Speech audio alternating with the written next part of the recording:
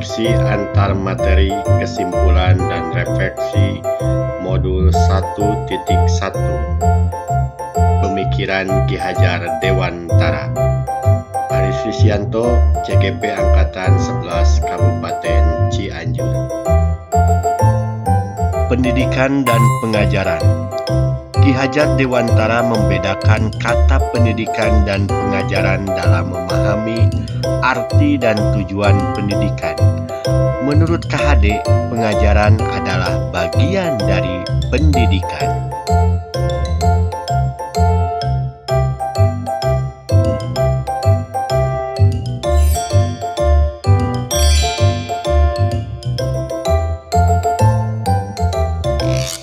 Tujuan pendidikan adalah menuntun segala kodrat yang ada pada anak-anak, agar mereka dapat mencapai keselamatan dan kebahagiaan yang setinggi-tingginya, baik sebagai manusia maupun sebagai anggota masyarakat.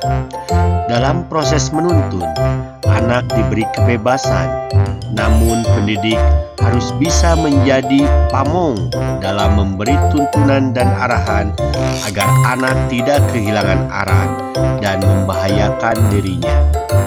Seorang pamong dapat memberikan tuntunan agar anak dapat menemukan kemerdekaannya dalam belajar. Anak juga secara sadar memahami bahwa kemerdekaan dirinya juga mempengaruhi kemerdekaan anak lainnya.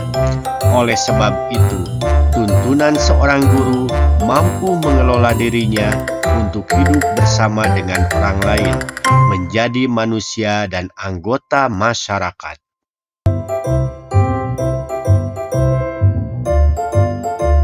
Pendidikan sebagai tuntunan.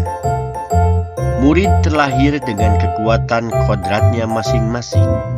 Pendidik itu hanya dapat menuntun tumbuh atau hidupnya kekuatan kodrat yang ada pada anak-anak, agar dapat memperbaiki lakunya.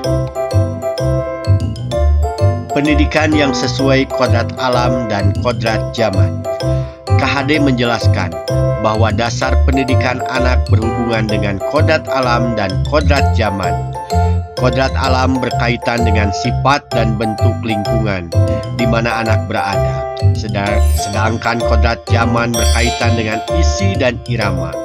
KHD hendak mengingatkan pendidik bahwa pendidikan anak sejatinya menuntut anak untuk mencapai kekuatan kodratnya sesuai dengan alam dan zamannya. Bila melihat dari kodrat zaman, pendidikan saat ini menekankan pada kemampuan anak untuk memiliki keterampilan abad ke-21. Sedangkan dalam memaknai kodrat alam, maka pendidikan harus disesuaikan dengan konteks lokal sosial budaya murid setempat. Murid di Indonesia Barat tentu memiliki karakteristik yang berbeda dengan murid di Indonesia Tengah atau Indonesia bagian timur. Pendidikan yang memerdekakan dan menghamba pada anak. Pendidikan yang memerdekakan menurut Ki Hajar Dewantara adalah suatu proses pendidikan yang meletakkan unsur kebebasan anak didik untuk mengatur dirinya sendiri, bertumbuh kembang menurut kodratnya secara lahiriah dan batiniah. Pendidikan harus berorientasi pada murid, sehingga pendidikan harus berhamba, melayani dengan sepenuh hati pada anak. Pemikiran dan perilaku yang berubah setelah mempelajari modul 1.1 Refleksi Filosofis Pendidikan Indonesia. Setelah saya mempelajari modul 1.1 Refleksi Filosofis Pendidikan Nasional yang intinya tentang pemikiran Ki Hajar Dewantara, saya menyadari bahwa apa yang saya pikirkan dan saya lakukan selama ini tidaklah tepat. Seharusnya saya melakukan proses pembelajaran secara menyeluruh, bukan hanya aspek kognitif saja, namun juga afektif, psikomotor, spiritual, sosial, dan budaya. Murid harusnya saya dudukkan pada porsinya, yaitu bukan sebagai objek pembelajaran, melainkan subjek pembelajaran, yang artinya murid memiliki kebebasan berekspresi, mengemukakan pendapat, dan berkreasi sesuai dengan metode atau model pembelajaran dan media yang tepat. Saya sebagai guru harus menjadi pamong dan fasilitator dalam proses pembelajaran. Harus penuh kesabaran dengan segala keikhlasan dan ketulusan hati, mewujudkan pembelajaran yang menyenangkan dan berpusat pada murid.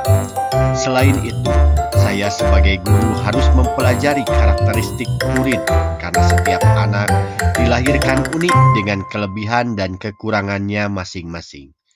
Saya harus menghargai setiap karakter murid dengan memberikan kesempatan untuk mereka tumbuh sesuai dengan kodratnya. Penerapan di kelas untuk mewujudkan pemikiran KHD. Hal yang dapat segera saya terapkan dalam pembelajaran di kelas antara lain merancang pembelajaran yang interaktif dan menyenangkan dengan melibatkan murid sesuai dengan metode student center. Saya akan menerapkan pembelajaran abad 21 yang sesuai dengan pemikiran Ki Hajar Dewantara, yaitu berpikir kritis, kreatif, komunikasi, dan kolaborasi dengan berpegang teguh pada konsep memerdekakan anak. Pembelajaran tidak lagi menuntut tetapi menuntun karena tugas guru adalah memberi tuntunan atau arahan yang baik kepada murid dan berusaha menjadi teladan bagi murid, baik dalam perkataan maupun perbuatan. Selanjutnya, saya harus mengenali karakter dan latar belakang murid dengan menjalin komunikasi yang baik. Terima kasih. Salam.